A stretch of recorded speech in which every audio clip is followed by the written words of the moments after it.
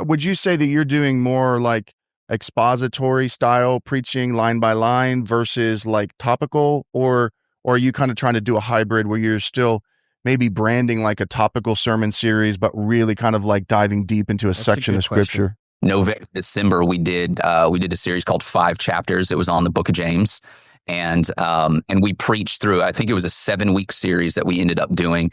And we preached through and read through line by line. And that really did come from a heart of students don't know the scriptures. 10% of Gen Z reads the Bible on a regular basis. And so it was like alarm bells were going off that when students were walking into our youth ministry, not knowing Jonah and the whale, the walls of Jericho, David and Goliath, these things for us were the warning signs that we have got to do something to teach.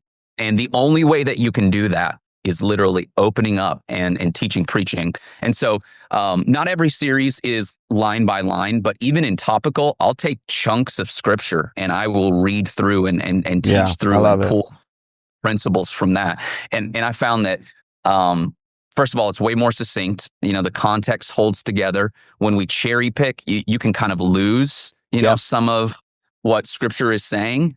And that's how I got my start in preaching, was topical. Here's some verses that line up with the point. So no shame, no shade. I've been there, right? But I find that there's just way more strength when you're grabbing entire whole paragraphs or chapters of scripture and you're teaching from that. So expository has become a new fun secret little weapon to get more biblical literacy in front of students.